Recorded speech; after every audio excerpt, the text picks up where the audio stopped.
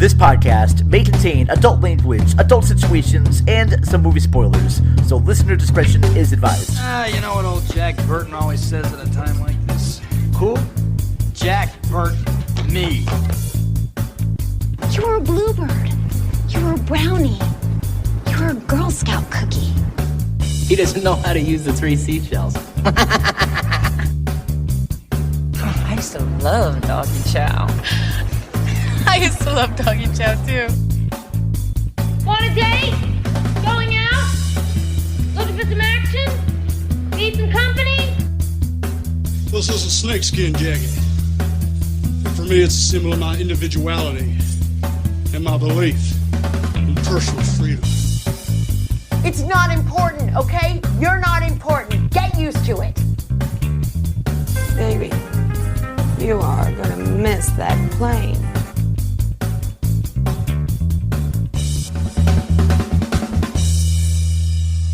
Welcome to the Cinema Recall Podcast.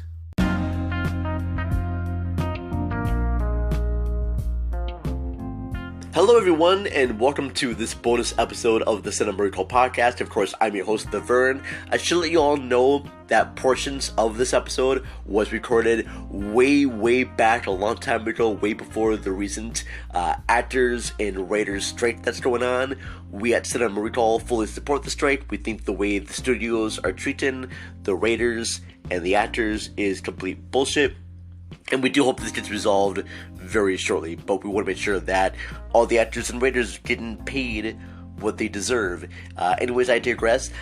This episode is our interview we had with the writer, director, and lead actor of a great horror movie called The Stylist. In the first part, it's mine and Ashley's interview with the writer and director, Gevargizian. And then in the second half, it's just my interview with the actor, Najarra Townsend.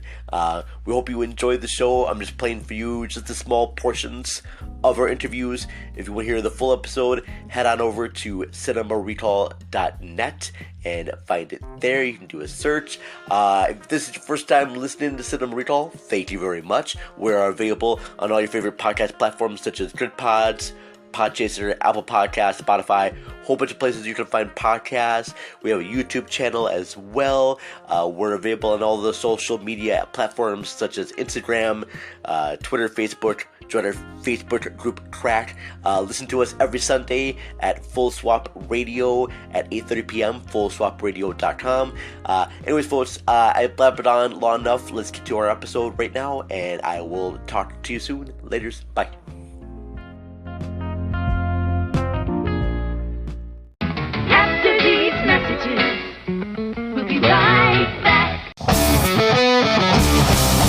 Welcome to this trailer of Let's Chat. I'm your host and producer, Chris Revill. Let's Chat is a conversational exploration of subcultures. I, Chris Revill, use my background in behavioral health and pop culture obsession to connect with guests from the worlds of punk rock, podcast, and pop culture. There are over 200 episodes for your enjoyment, so make sure you check out our back catalog while we have some of the biggest names in the industries and folks who work behind the scenes. Well, we have your fill with writers from The Simpsons, Bob's Burgers, Cobra Kai, The Daily Show, Mary Tyler Moore, and so much more. Let's Chat is more than a podcast, it's a community. Join myself and producer Bree and all of our friends and guests in our Let's Chat community Facebook group, and find us on social media at Let's Chat Podcast.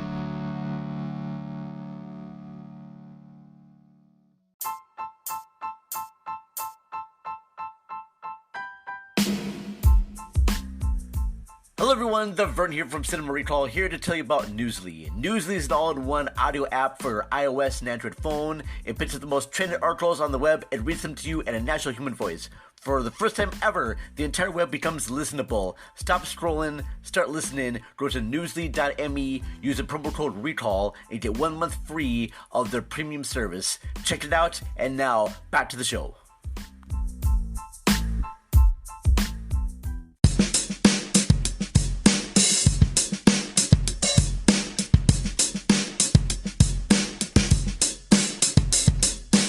I had to ask you, Jill, how, starting off with the short Call Girl, how did you get Tristan Risk and Lawrence Harvey to be on that short? It was crazy. In fact, when I first had the opportunity, I thought I was going to be too scared to take it on. I had sent the script to Lawrence Harvey. Am I echoing on your guys' side? I just wanted to make sure it wasn't. I'm just hearing it on me. Are you hearing it on your end? Sorry. Oh, I do hear it a little bit. Is there? Let's see. Is there one here? Is it because? Go ahead and say something. I think you should read it. Okay. I don't know. Is that? Hello. Oh, awesome. Yeah. Is that better? I can hear it a little bit, but it's fine. I just didn't know if it was the recording or what it was. It should be good. So you send the script to Lawrence? At first I sent the script to Lawrence really just for like insight on the script and what he thought about it. It wasn't a casting thing. I had just met him at a horror convention and was just kind of nerded out that we had become friends. That's awesome. And then he like straight up was like, I really like it and I want to play the guy. And I'm like, what? I was like incredibly overwhelmed by the idea at first.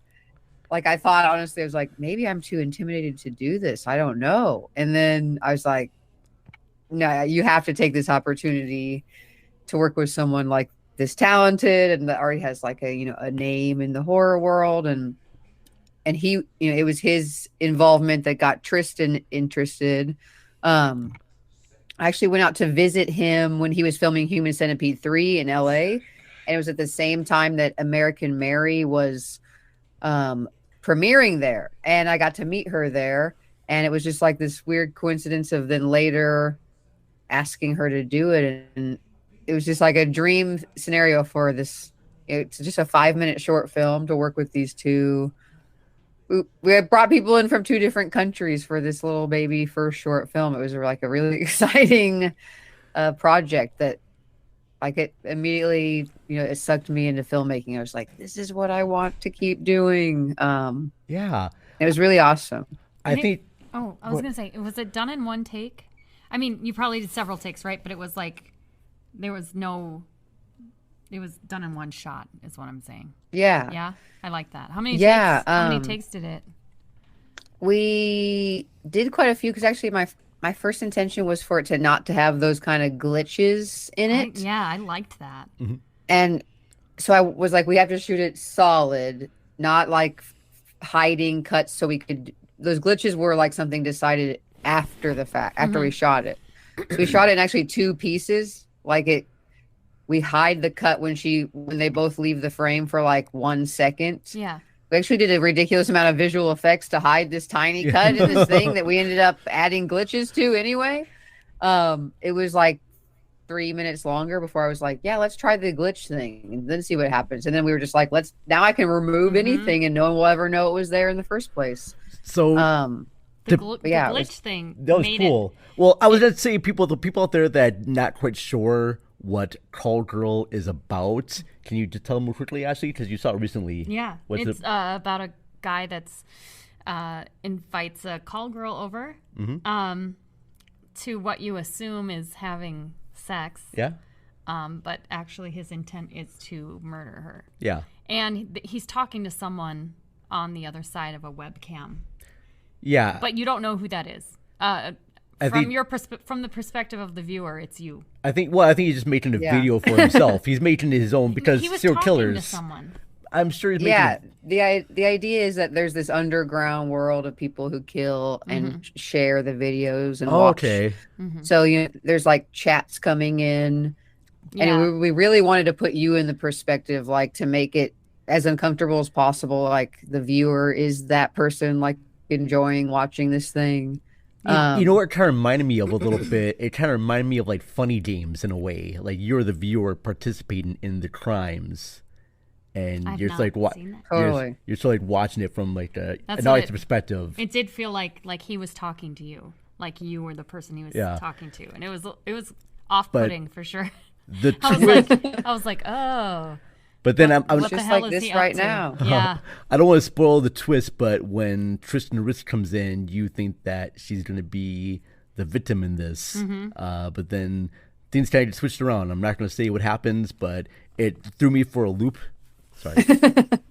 But I mean, it's fair to spoil it. It is like almost. Oh my god! I don't like to spoil. I don't know how I've got. Well, all you have to say is when you think she's dead, she's not. Yeah. and Yeah. she's just awesome, Yep. cool in that. It was pretty great. And I know, like, after that, you did the short Grammy. I know you worked on the feature Frankenstein Created Biters. And were you doing, like, assistant directing work on that? Or, like, what was your role in Frankenstein Created Biters? I was the assistant director on a crazy circus of a shoot. Okay. Well, I say that because the assistant director is in charge of organizing things that like were not possible to organize because it was such a huge thing that wasn't decided. Like so many things weren't decided till the day they happened. It was such a cool experience though. It was shot on 35 millimeter film. James Bickert, the writer director, everything up until then, everything he's ever made is on some form of film, and that was wild to experience because I've only seen like I've shot like a 1 minute thing on film, and that's an ordeal. So to do like something that's like a whole month long, where do you even find all the actual film is a huge an issue. I learned we actually ran out many times, and we're like, okay, where do we go find some more? Yeah. But yeah, it was like I feel like it's a discipline. You have to be more disciplined with film, and it's something we should all carry over into digital. I feel like we're a little lazy with digital because we know we can redo it when we should treat it like we can't. And because there's a lot to say about the way they used to make movies, and you didn't shoot something 400 times. It was like twice maybe, and you're just like, we live and with you just live with the mistakes, and you live with like the human I was like, there's something about having human mistakes in art, and we make stuff so like robotic now that we make it too perfect because we can. There's something to say about like technology's hurting us in that way. I feel like I went on a rant, but No, please rant. That's what you're for, rant. But I feel like we should learn from I don't know, just living with some mistakes. Sometimes that like adds to the whole thing in the end. Really, I don't know. Well, would you want to like do your next movie on film? I love to do it, but I think it's just the budget. Oh, I bet. Yeah. It's pretty spendy that way. It's hard enough to make a movie at all, let alone on top of that, we want to shoot it on film. But I know people, who have done it on a smaller budget. So I'm sitting there thinking, how in the hell did they do it? Yeah. Well, I mean, imagine because the Stylist got a bunch of award recognition and audience praise and critical praise. I'm pretty sure you can find I can imagine you collaborating with like a Tarantino, who's like a big, huge film enthusiast, and have him put up money to produce your feature and have it be done on film. You start. Let's call him up. Let's call him up. Yeah. Like, what's up, Q? I wish. Yeah. Come on, Cutie Pie. It could happen. Yeah, right? We call him Cutie Pie. Well, I'm sure if you came into like that, yeah, it would help out. Cutie Pie. See, Jill, Could you? This may be your new what do you call here promo person right here, where you just gotta go Cutie Pie. I'll just sweet him to death. Yeah, it's fine. You would do well with that. I probably would. Yeah. So I know after this one too, I know you kind of did some work on what was my favorite of the short you did, the BFF girls. I didn't see that. No, you didn't because I couldn't find. Send me the link. Because I couldn't find it because it's not something that's on YouTube. Sure. Where but that was actually directed by Brian Lonano. Yes. I helped produce it. Yep. And Brian is a wacky filmmaker, and I mean that in his content, not like as a person. Yeah. Nothing wrong with that either, but his stuff is so strange. I don't even I wouldn't call it horror or whatever. It's so like unique to him, and he has such a clear voice that is like. That's why I'm so excited to work with him. It's the kind of thing that I don't even know where it comes from in his mind. So I'm like, I want to work on something like this that requires like puppets and green screen work and animation. So fun. And they dealt with like all the effects like you did in the 80s and 90s. Like we actually filmed like dropping colors into tanks of water, like close up, and filmed like miniatures and and fog rolling across just like the floor. So cool. Like yeah. Everything, instead of doing that all with effects, like After Effects. It was so cool to experience. I love the practical work, and I'm so glad you did some work on that film too, produced and otherwise. So the premise of BFF Girls is about these 3 American women who have teenagers, yes. Who are obsessed with Japanese culture. Yes. Sorry, I'm ruining Please, your... no, please. Actually, you go ahead. And you probably do this much better. Jill. Tell us. They're 3 girls who are like obsessed with like anime and Japanese everything, and they one of them starts their period, and they also happen to be superheroes who transform into totally different characters. That's Japanese badass. Superheroes in like quasi Sailor Moon, Very much like Sailor Moon. Power Rangers influenced, and fight a giant tampon monster. Amazing. So this movie is absolutely ridiculous and hilarious and so fun. Oh, I have to see that. I want to see three prepubescent girls fight a tampon monster. But they turn That sounds great.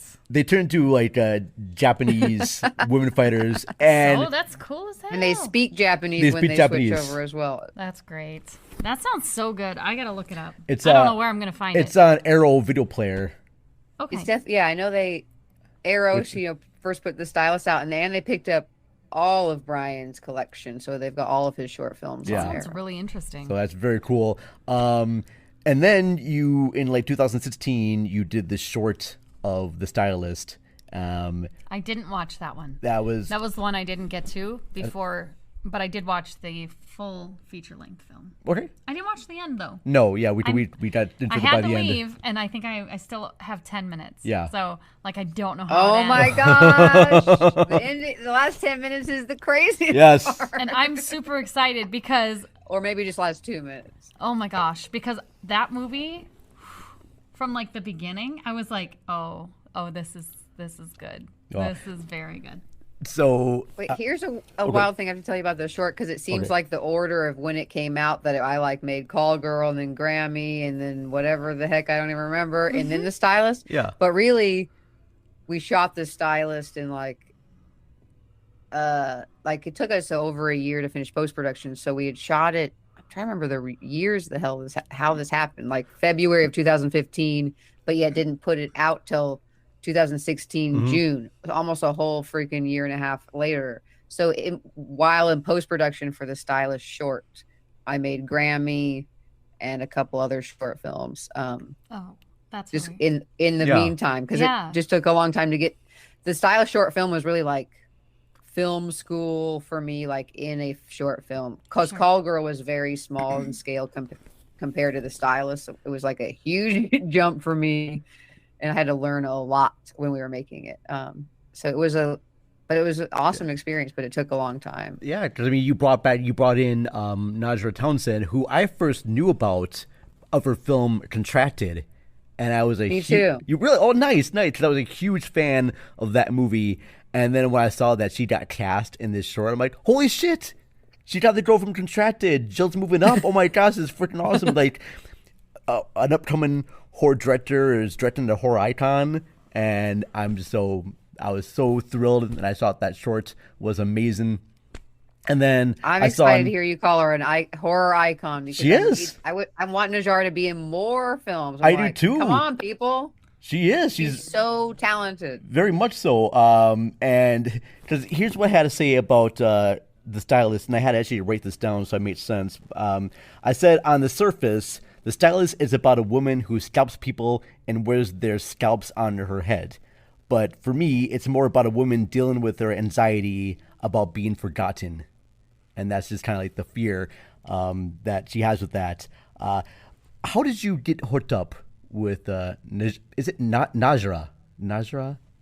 It's Najarra. Najarra, I'm sorry. How did you get hooked up with Najarra? Yeah.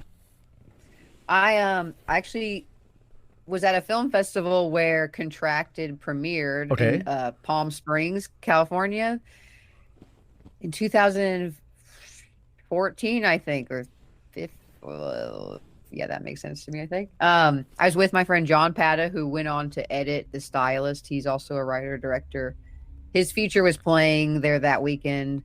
Contracted was as well. And so I saw the film, and I was so impressed with her the performance, because it's a character, like she is in every shot of the movie. Like if she has to carry the whole film with that kind of movie. And so same with this kind of movie. And I felt like through Contracted, you can see that she can do everything. She goes through literally the whole thing in that, everything a person could in the movie.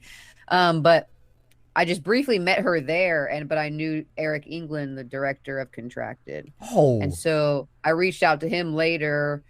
I kept thinking of her when we were casting or trying to cast the short. And finally I just reached out to him. I was like, do you think you could connect me with her? And she read the short and she really liked it and just right away wanted to work on it when she read it.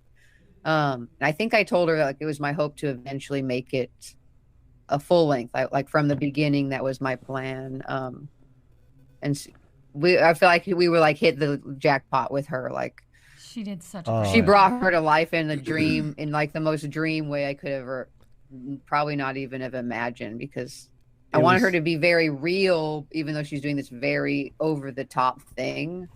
And she just nailed that real feeling for the authentic character, even though she's doing very insane things.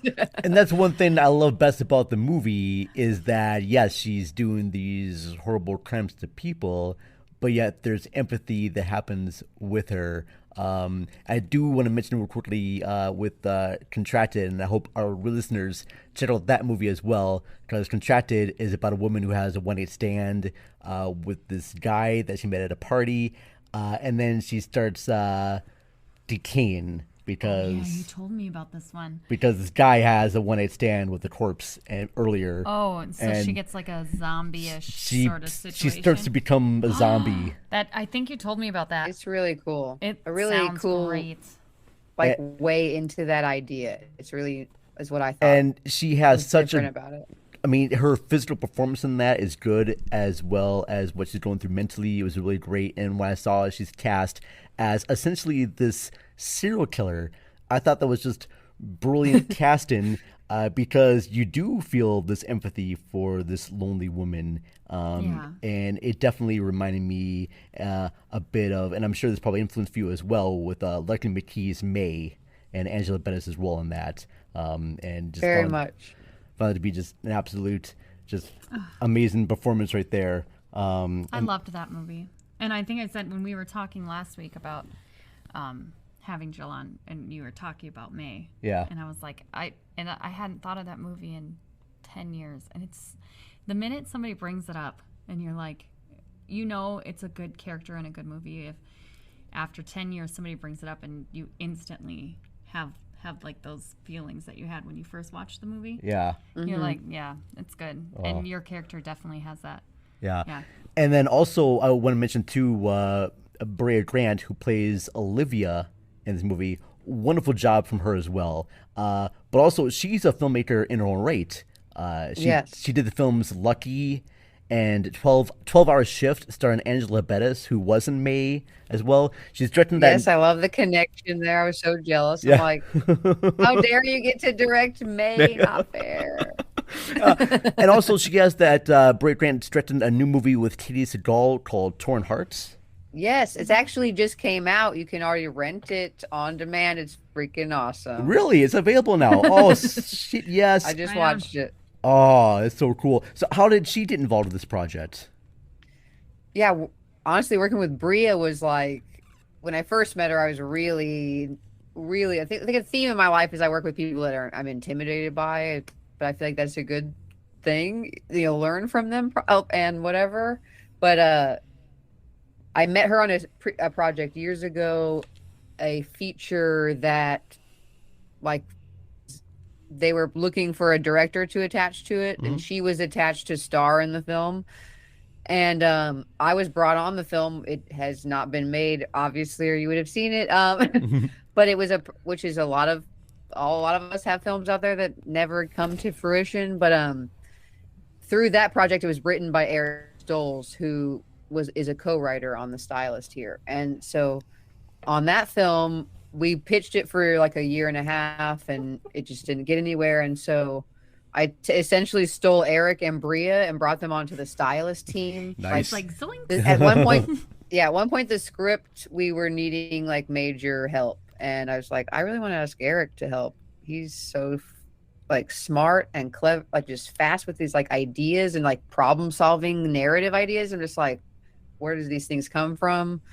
And what he can do in like 3 weeks takes me like a year. So I'm like, I don't even fucking understand.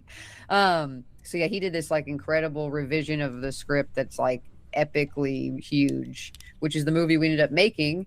And then yeah, Bria, once I met her, I just kept envisioning her as Olivia. I was like, she kind of embodies a lot of this character in her real self.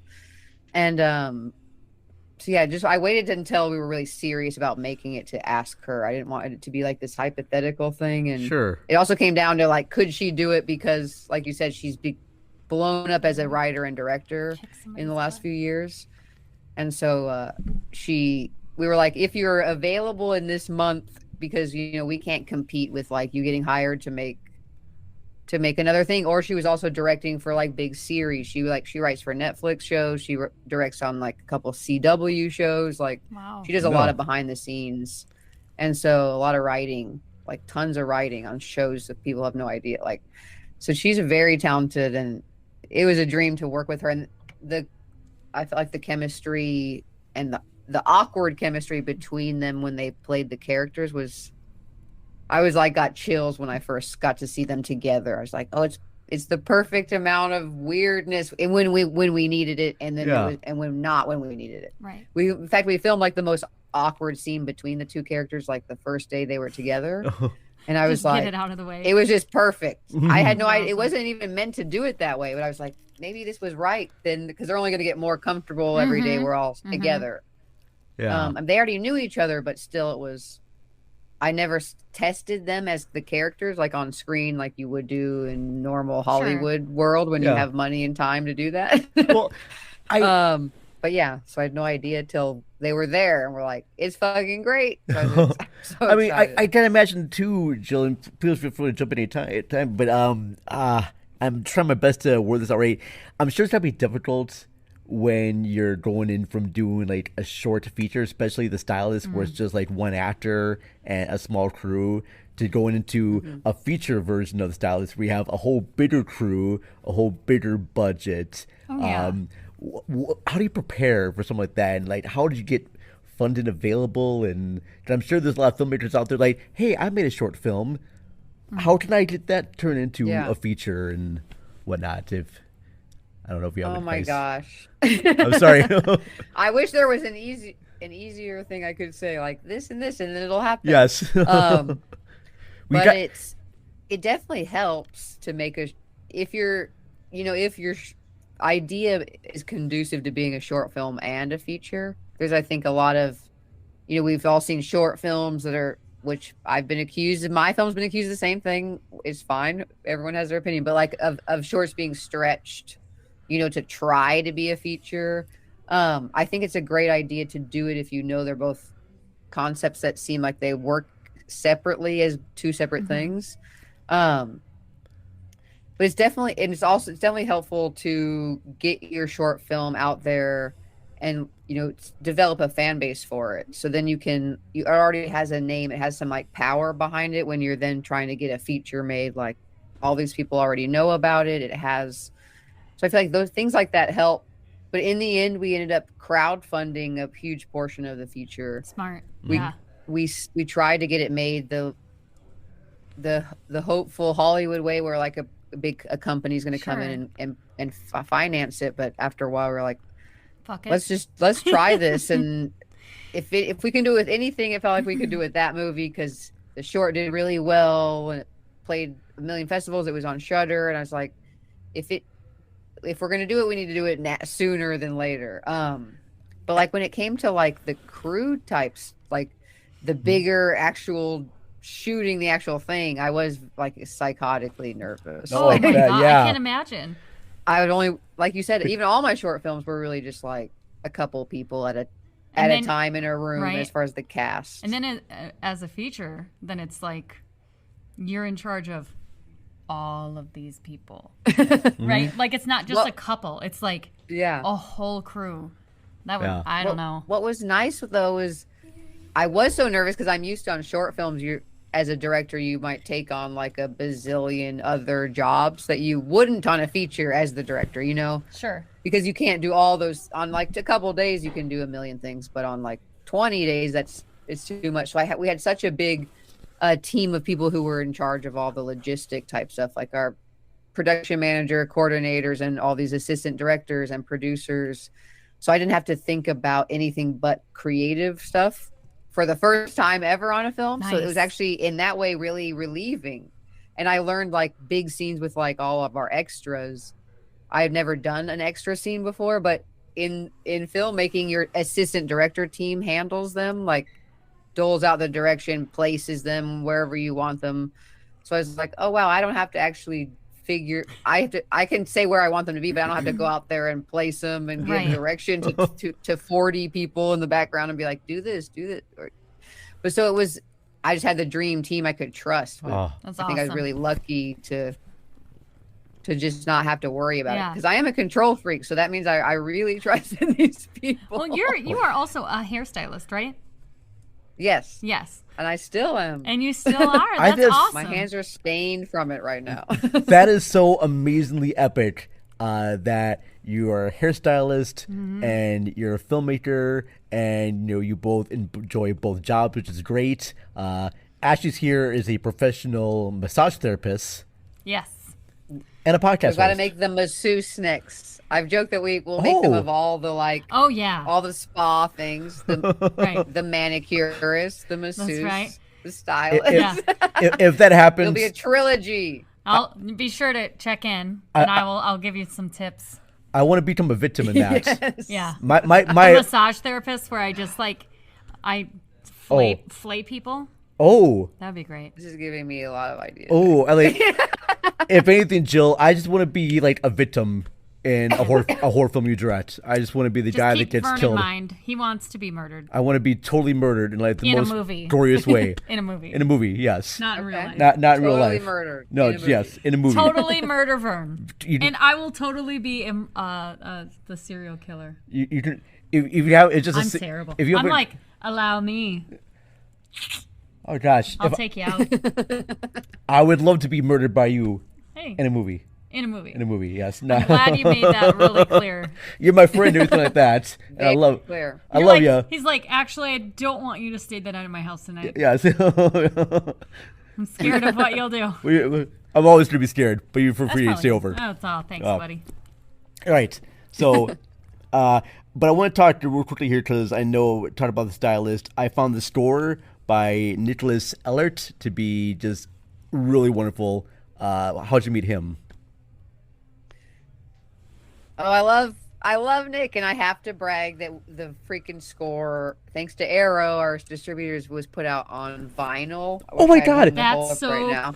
You mean it's available on record? You have one right there.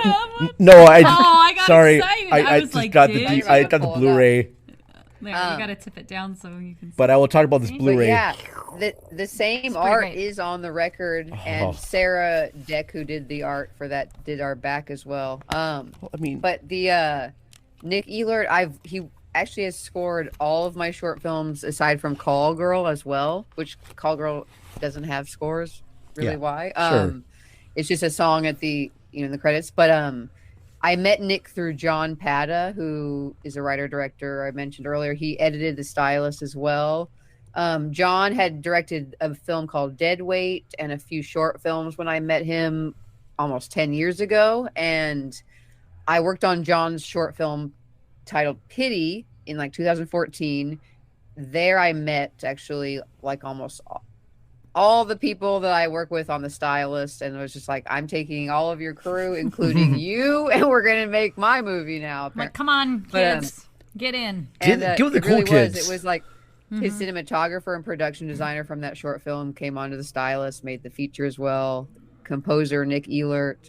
But yeah, Nick is such a talent, and he'll come up with ideas for things that I'm just like, honestly, people who Yeah. write music, that's like a thing that just really is so magical to me. I'm like, this just like comes out of their brain. Like, Yeah. what? Yeah, yeah. And grew up playing music. Like I'm like I can read it, I play it, but I don't have any freaking clue how you just like it comes out of your brain magically. But it was cool to work with him on the short and the feature because he brought even the like our theme song he created for the short into the feature, but like updated it. Oh, it's so beautiful. And it's cool because we just go through the film once he understands like the kind of sound I wanted, and we just go through it and talk about it from an emotional perspective, like nothing to do with like specific sounds, but just like the emotion that should be evoked from the music, scene by scene. And so it's really incredible that it can be translated. That's why I'm like, how does he hear me and then make this, and then it's awesome. And I'm like, yeah, that's fucking awesome. Yeah. So I have a question about sound actually. So yeah, in the scenes where she's ripping their scalp off, what was the Foley artist using? What was that sound? Do you know? I don't know all of the sounds because it's like layers of so many things, but it was so cool to see them working on it. They sent us actually some videos. We worked with a team called Noise Floor in Chicago that does like big movies. We were so lucky to be able to barely afford them. But they were like using like fruit, like watermelon, like digging your fingers into like melons. Oh, sure. To make these like crunchy sounds. And then there's like actually Velcro even layered in it. Like there's and like wet, gross things. Yeah, I don't even know. like In the slippery. short film, I know we used like egg skin, like hard boiled eggs. I don't even know. That's Oh my gross. gosh. I told them actually, I'm a vegetarian and I'm pretty animal conscious. I used to be vegan, and so with the feature, I was like, we're not using any animal, Sure. like ripping up dead animals, which people do use, like because they're kind of understand they're all like someone already butchered them for another reason. Yes. Yeah. But so I know people that will use that kind of stuff, and I'm like, that's kind of cheating. Like we have to figure out how to make the sound, not go like rip skin off. That's fucking gross. And then of course, like I'm watching it, and I'm like, would it be that easy to just Don't be run thinking these your thoughts here. fingers? What are you doing? No, don't be thinking. I can't help it. Don't- I That's don't- how my brain works, Jill. I'm like, Don't- okay, I don't watch know her if it's slice, really and then that I'm like, easy. Soon well, but maybe. you're gonna, what's going to happen is you're going to like, But wait, maybe, burn. right? That's Because not it's believable. It's fine. because Let me it's because it's such a thin. No, it is believable. It is thin. because it's You so can't thin. wear my scalp. Let's see if we can pull this up. You Let's can't. get- No, give it's, me Who your think it's in my. the movie is my critic? Come here, critic Vern. of my own movie. It's my head. It's okay, funny, Vern.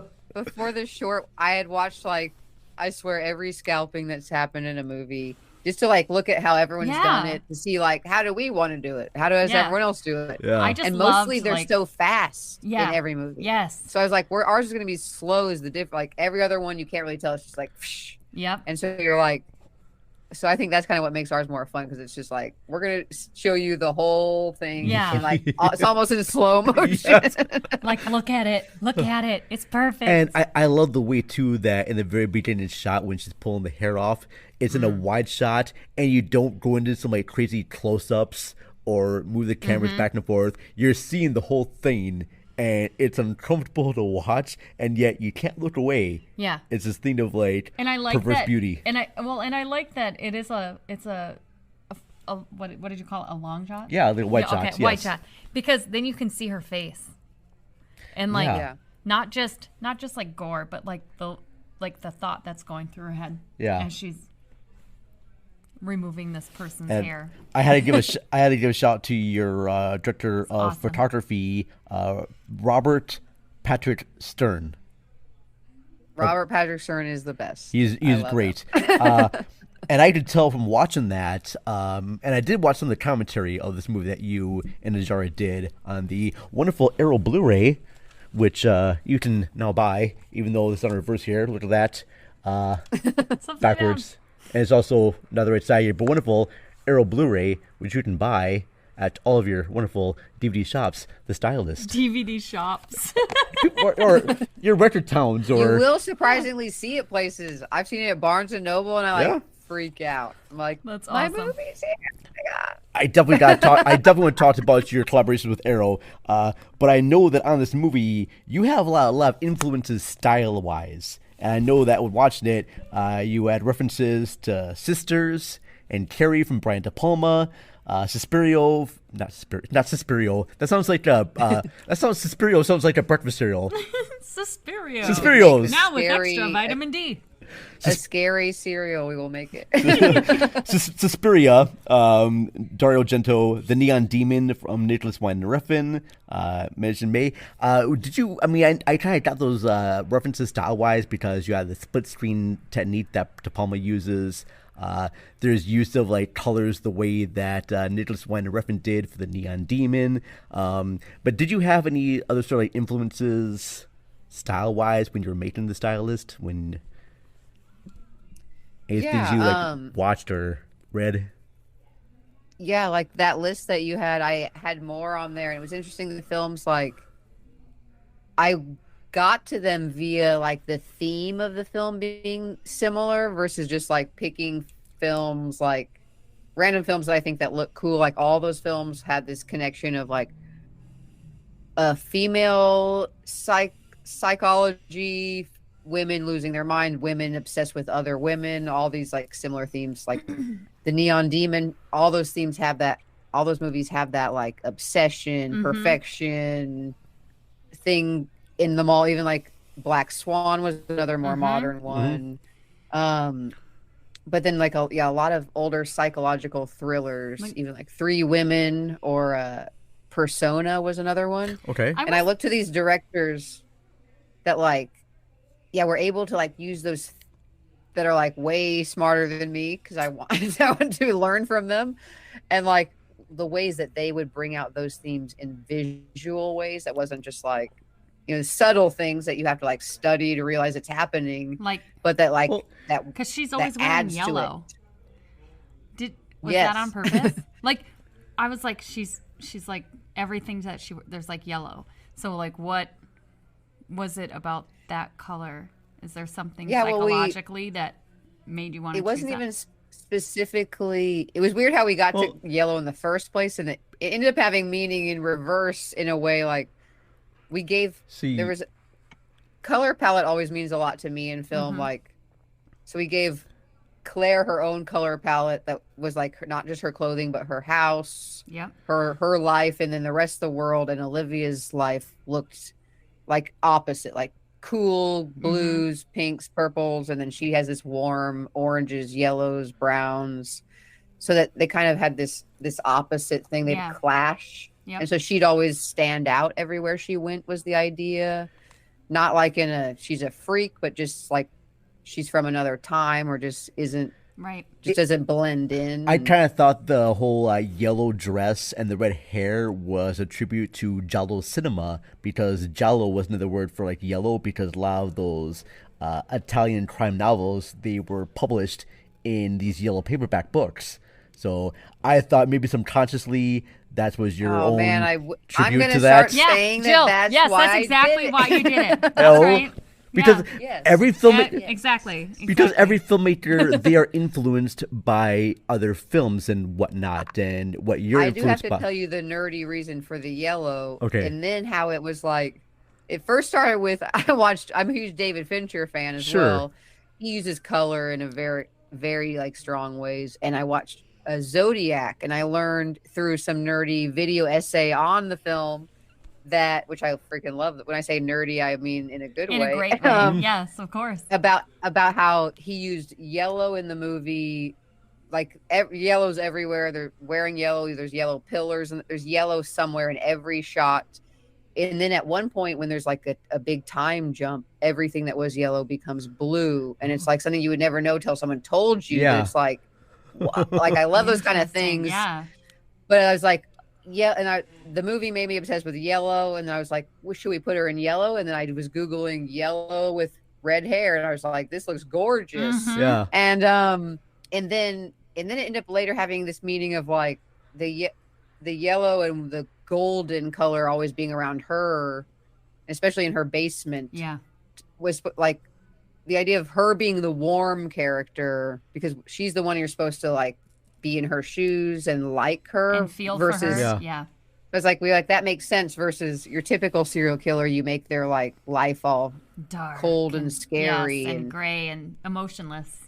Yeah, so it's like, so it was like I'm a nerd. But I'm like, it was destined to have this like meaning we didn't know in the first place. That yeah, we really went it was full blown with the color palette with the feature, but we just kind of like had started the idea with the short. It was gorgeous.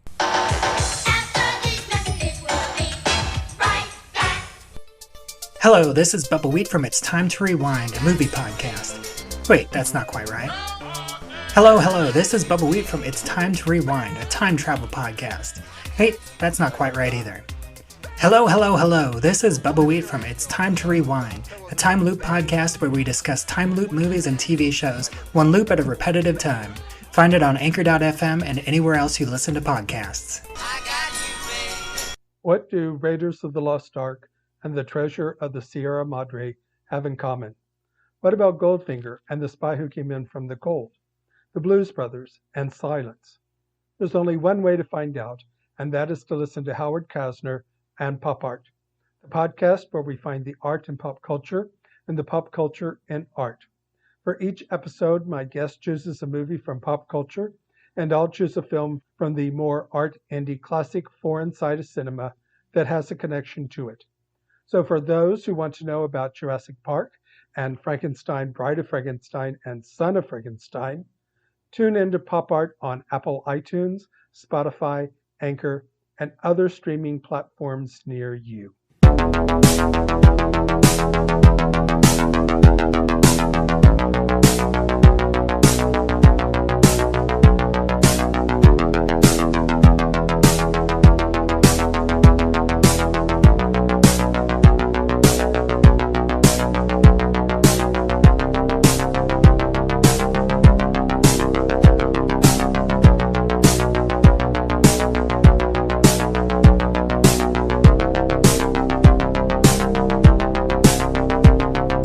Okay, here. Okay, now I can see you. Okay. Yeah. Now we had to learn how to work technology, folks. Hello, welcome to Cinema Recall. We had me having like a breakdown there earlier. It's me yelling and screaming at the camera. People are just, I'm sure people sign on to this. They're like, the hell is this ranting lunatic of a raving madman? But hello. Welcome to the show. I promise you, usually we're much more professional than this. For everyone listening, we had issues with our time zones because Najarra is in the UK. I am. And I'm in Minnesota. Yeah. You're in Minnesota. Okay. Minnesota. I didn't even know you were here. Oh yeah, for sure, Minnesota. But yes, very excited and honored that Najarra Townsend is here. She's the lead actor from The Stylist and Contracted and Wolf Mother. She has a great series on Instagram called Yes Year, which is great. Little show. She did like a YouTube series. I don't know. Do you still do that YouTube series, Rebecca? Are you talking about like the traveling stuff? Like the traveling stuff, but I even liked it when you guys like had fun facts. That's my favorite thing. The fun facts you guys have. Yeah.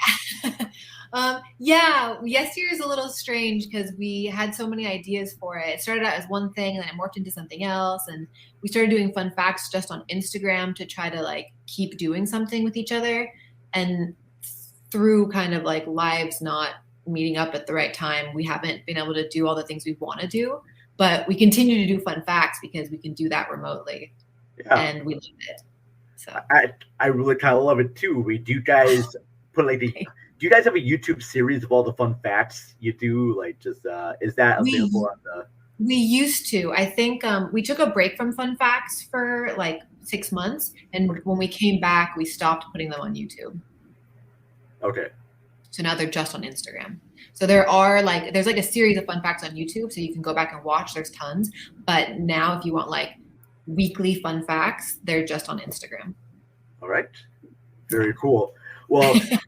I first saw you in the movie Contracted. Mm-hmm. And I was a very big fan of that movie because it's a very different type of horror zombie and body horror feature. and I was just completely mesmerized, and I was both terrified of your transformation in that movie. Just really quickly, how did you get involved with that flick? Okay, Contracted. Actually, Matt Mercer, who plays Riley in the movie, and he also co-produced it. We did a short together a very long time ago. I think I was 18 or 19, and we stayed in touch through like Facebook, and that was kind of it. And then he actually messaged me on Facebook a couple years later, being like, "Hey, I'm producing this movie. Do you want to read for it?" And I was like, "Sure. Like, send me the script and let me check it out." And I read the script and fell in love with it because it felt like such a different take on the genre, and it was such an intense role that I really wanted to do it. Sure. So I basically, that was it. He brought me into the room. I met the director. I auditioned. They called me back, did some more scenes, and then they offered me the role, and that was it. Nice, very cool. Yeah, and then the big movie that I'm sure everyone saw you in was The Stylist, directed by our good friend Jill Gevargizian. And just really quickly, how did you meet up with her?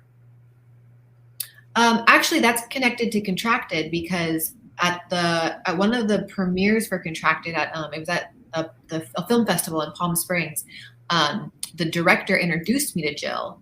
And so we met and we like talked and hung out that night. And then a few months later, she sent me an email being like, "Hey, like, I hope it's okay. I reached out to you. I have this short. Would you be interested in reading it and possibly playing the lead?" And I was like, "Yeah." And I read it. And again, I loved it. I talked with Jill. I loved her. So she brought me out to Kansas City to shoot it. And then we the whole crew we all fell in love with each other. Okay. And then, years later, we were able to make the feature. That's so cool. And I gotta imagine too that trying to, promote a movie, especially from going from a short to getting the money for a feature, has got to be really kind of painful stuff. Because I remember you and her posting stuff on Instagram and everything, trying to build the Kickstarter for that, and really just doing a lot of like grassroots promotion and trying to get funding for that feature. And because I remember the short came out like in 2016, if I imagine right, 2016, 2017, yeah. And the feature got done like around 2020, and it's just that several years from a short to a feature has just got to be a long process. I mean, how does that work in your your daily life there? I mean, you're mainly an actor. But did you have to find other jobs and whatnot to get funded with this? Because I just don't know how that whole thing works out with like actors, because I know you get paid per role, and just trying to promote things. This got to be a big hassle trying to get a film like that promoted to feature length status. Yeah, definitely. With The Stylist in particular, there were a few years we were waiting because it was in the hands of other producers and they were looking for funding. And it eventually got to a point where Jill was like, "I'm going to wait. I feel like I'm going to wait forever if we don't make this movie." So we were like, "Okay, let's go the Kickstarter route and try to raise this money ourselves and find investors ourselves and just like not go through other producers." And that ended up working out for us. We were so lucky. I mean, the support from all the people who loved the short, it was just like we were blown away by it. But as far as being an actor waiting for like roles to come in, obviously The Stylist wasn't the only thing I did in those years. So yeah. I wasn't, and it wasn't my only focus. It was one of my focuses. So I took other acting roles during that time. I didn't take any like other jobs in different areas, I guess you would say. But being an actor is always, it's the most unstable job until you're like an A-lister, like you're kind of, living from role to role. So some years are great and you're like, this is amazing. And then other years you're like eating, beans out of a can and like hoping for a paycheck to come in. So it's very roller coastery. I know I'm lacking on a few of the movies that you've done. I've seen Contracted, I saw The Stylist, and I saw one called Wolf Mother, which I really enjoyed as well. And I'm it's one that I noticed a lot of the movies are playing on Tubi right now, but do any of these other features, I know they have physical releases, but it's hard to really kind of find them in stores. So like, as an actor and you being in these movies, I mean, besides, do you just use social media as a means to promote your work? And what's the best way for you for people to view your stuff? Because I believe that after The Stylist, you would be booked on more and more high-level films because your acting in that is amazing. Same thing with Contracted, and you're pretty, you're funny, and I'm pretty sure that producers everywhere would just be like, oh, yeah, she's good. But also, do you worry about now that you've been featured in some of these exploitation and horror films that you'd be typecast into this? Sure. That's a lot of questions in one. I know. I'm sorry. My mind is always just no, that's good. Going. Let's see where. Well, I'll start with the end because I can't remember the beginning. I'm not worried about being typecast only because I love the horror genre. So like, sure. If I was only to get horror movies the rest of my life, that I wouldn't be that upset about it. So that hasn't really been a concern of mine. I think it was a concern of mine when I was younger. I've gone through different phases in my life. When I was a really small child, and I was in the industry, I remember being like 8 and being told like, oh, there's movie stars and there's TV stars. You have to pick between movies and TV shows. And obviously that drastically changed. So like, there's been moments in my life where I've been like, oh, I only want to do movies. I don't want to do TV. And then I don't only want to do horror. I want to do everything.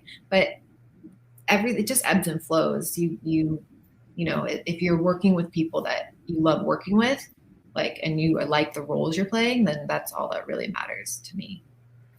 And I don't want to dismiss on other like horror actors because like Barbara Crampton comes to mind, and she's an actor that's been involved in mostly just like horror features, and I just love everything that she's done. So don't want to dismiss on that. And also your co-star of The Stylist, and why am I blanking on her name?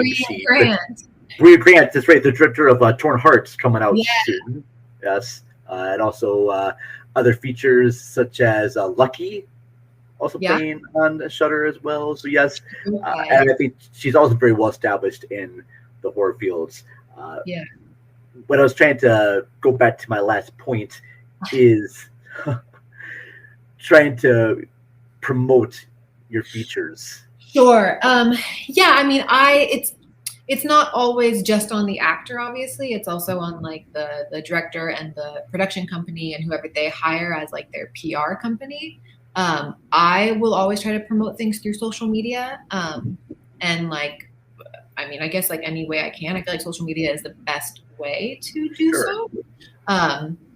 But I also like there have been movies that have come out of mine that people don't like, whoever's in charge of them doesn't tell me like where you can see them.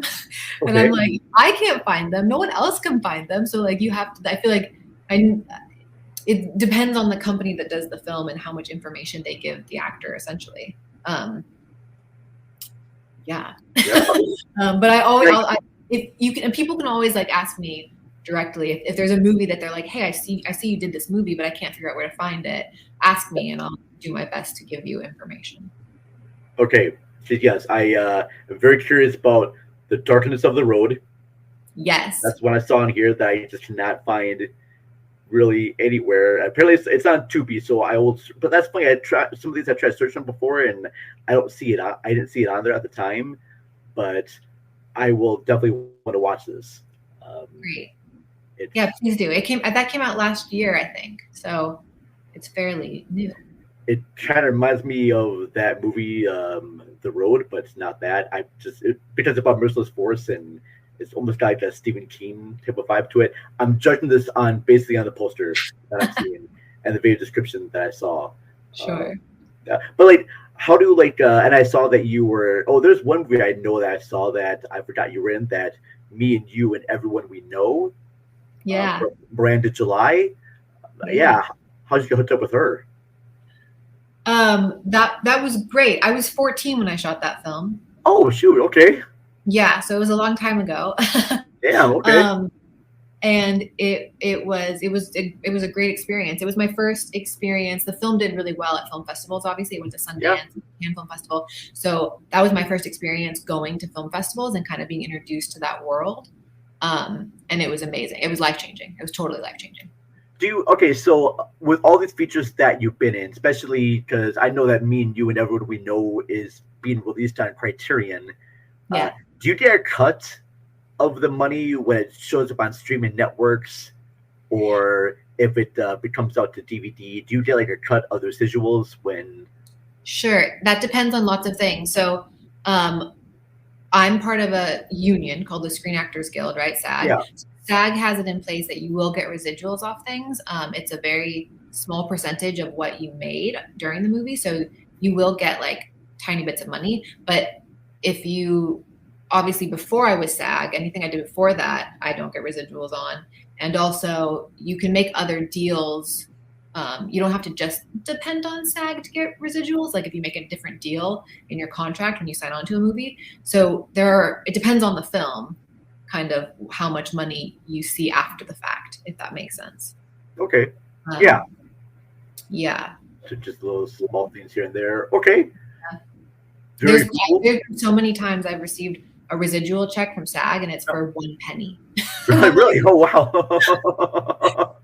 Thank you so much. Okay. I'm going to buy a hotel with this now. Appreciate that. Oh, the money I'll make with that. That's very cool. So I'll ask you this. Who have been your influences of like acting? Who are the people that you look up to? Oh my goodness. You actually have, and it could be anyone, like filmmakers, artists, musicians. I mean, who do you look up to? Sure.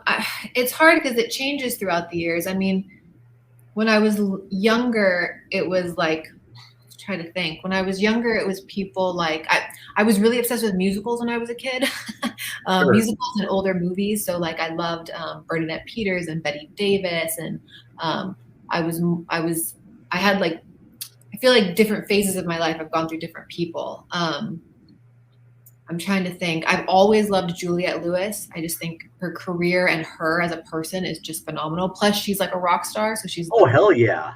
She's so cool. Oh. I'm trying to think who else. There's an actress named Vera Farmiga, and she's really, I just love her work. She is really great. Yeah. Yeah. From The Conjuring and the yeah. Sure. Yeah. She became like Hollywood A-lister after I found her. Like started watching her movies. So she's in a lot of really good work in the past too. Bates Motel. Oh my gosh, I love Bates Motel. Yeah. She was a very, very good Norma Bates. She was great. So good. Yeah. And I like that role of hers because she is both someone that is terrifying, but yet you understand her mental capacity. She really was trying to do good, and you can feel that turmoil in her character so much, and I really enjoyed that. Yeah, she's great. I love her. Oh. I feel like I get inspiration from lots of different things too, and like it feels like it's ever evolving. All right, I do want to talk to you really briefly here about Claire in The Stylist, because I almost kind of compare it to like a very sympathetic, almost like Frankenstein monster in a way, because you love this person very much. She has a lot of like social anxiety about things, is unsure about people, and really just wants to try to find a great friend. And I want to ask you about this because I've listened to comments about the movie, and I want to ask you about this. A lot of people say about The Stylist, well, I don't understand why Claire doesn't have any friends or why she feels the way she does, because she's very beautiful, and beautiful people should not have any type of like mental issues or problems. And I just would ask you about that. And I know me and my co-host Ashley talked about this on the show, and saying that no, you can actually feel anxiety and turmoil no matter what your physical appearance is. And I'm not pretty sure if you actually had anyone come to you with that before, because I don't agree with it, but I just want to get your take on that. I haven't personally, no one's asked me about this before. I haven't had to answer a question like this before. But it's interesting that people would think that. Do you know what I mean? Like, because like when people see like a serial killer deranged, they're expecting something like Hunchback, killer with like scars on their face, or she has to be physically deformed, and that's why she kills. Like, well, it makes sense why she kills because she's physically deformed, or she doesn't have any friends because she's quote unquote, according to standards, physically unattractive. So I was reading through reviews of the movie and people are just commenting online saying, well, this role is unbelievable because no one that attractive would ever have any mental issue problems. There's no other serial killers. I'm like, if you look in the past, there are a lot of attractive women serial killers. Yeah, in definitely. The past, and looks have very little to do with it. Yeah, I agree with what you're saying. Claire doesn't think she's attractive. You have to remember that how other people perceive you is not how you perceive yourself. So the issues that she has are she wants nothing more in the world than to be perfect, and what she is not perfect, and that is alienating. And she is extremely has a really hard time talking to people and feeling comfortable and not overanalyzing every single thing she says. So making friends or remaining friends with people, like she never learned that social skill. That's not something she's capable of doing, no matter how hard she tries. She seems to only ever kind of spiral into like obsession and destruction. And she wants to be noticed, of all things. That's her biggest thing in life. She wants to be noticed by everyone. She always seems to be ignored throughout things, and she wants to be seen. Even when she goes to that party, that one bridal party, she still feels that she's ignored. All the other bridesmaids are talking behind her back, like, why did this girl bring the stylist with her? Like, what is she doing here? Yeah. Well, she wants to be seen in the way that she wants to be seen. So even when because at that, for example, the bachelorette party, while she is like ignored and alienated, the girls do talk about her, make comments about her, but it's horrible for Claire. Like she's not being seen how she wants to be seen, no matter how hard she tries. She's like a weirdo to other people. Yeah. That's great. I just wanted to get your feedback on that, just because I've seen comments about it, and I know that it's something that we talked about on our show briefly before interview with Jill, and I'm like, I should get the actor's perspective about the whole thing with like beauty and people's misconceived notions about killers on screen. Because when you think about killers on screen, you think about someone has to be deformed and they had like a rough upbringing. I would be very curious to watch a sequel that has like maybe a prequel to this character and shows like the younger Claire. Yeah. I don't know. I've never even talked to Jill about that. I wonder if she would ever consider it. We talked a lot about backstory, obviously, and what happened to Claire growing up and what her life was like. So it would be interesting to see. I have to ask Najarra, if they actually did cast a younger version of you, who would you want picked? I know, putting you on the spot. Do you have anyone that would come to mind, like a younger version of you? I don't know, but also like what age? Because what age would you want to like? It could be Claire. Could be like it could span a decade or so. That's a really hard question because those are the true, yes. In the prequel. Do you see a 6-year-old? Do you see a 10-year-old? Do you see a 15-year-old? Because not just one event affects it, like changes a person's life, right? Like it's all of these things that happen to you throughout your life. So yeah, I don't know. And I don't know who I would want to play me younger. I don't think I'm off the top of my head. I can't think of like younger actors right now. I don't know. There's so much. There's so much thinking to be done. I know. Sorry, I'm sorry. I don't mean to put you on the spot there about that, but I just thought about that. Oh, all right. And a lot of the actors they came up with here are actors that were, younger kids around like my age and whatnot. So now they're around your age. So I'm like, no, that's not going to work. I don't know why, but I thought like Rachel Lee Cook. But I'm thinking Rachel Lee Cook back in the 2000s. Yeah. Now she wouldn't work now because She work now. So that's why I'm just like being messed up with that. So since you are in a few horror films, all right, Yes. and we're in the Halloween season right now. Do you have any favorite horror movies? Like, do you have like a Halloween tradition that you do every year? Do you watch a certain horror movie you have to watch every year in Halloween? Sure.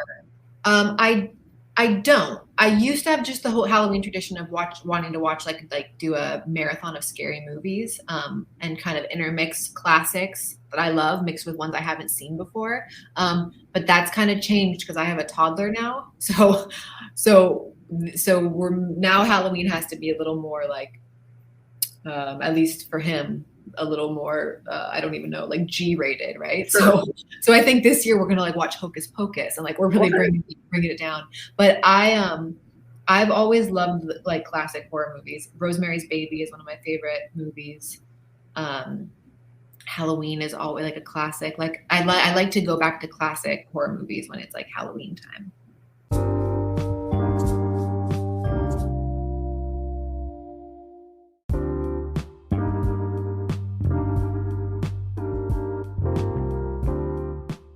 All right, so that's going to wrap up our episode we did with Jill Gevargizian and Najarra Townsend. I do highly recommend you watch The Stylist. It's available anywhere. It's available on, like, I believe Shudder, and it's available on Tubi and Arrow Player. Great horror feature, highly recommend it. Alright, so here's part of the show where I give shout outs to all of our wonderful, amazing Patreon members. Again, if you want to be as amazing as these cats right here, go to our website, patreon.com/cinemarecallpod. You can find links in our website, cinemarecall.net.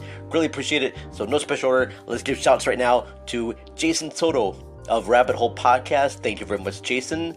Matt and Ashley from Matchley at the Movies. Thank you very much, Matt and Ashley. We want to thank Donnie Roberts, formerly of Cage's Kiss, writes the Deep Sea Anthologies. Thank you very much, Donnie Roberts. We want to thank Linda Castro of Bed Knobs and Broomflits. Thank you very much, Linda. I gotta thank Harvey Andrus, who is part of the band Ashnarind, your ex-girlfriend. And then I gotta thank Jen McQuaid of Shocked and Applaud. Thank you very much, Jen. And lastly, we gotta thank Jeanette Miller from AKA Jeanette. Again, thank you very much for being a Patreon supporter.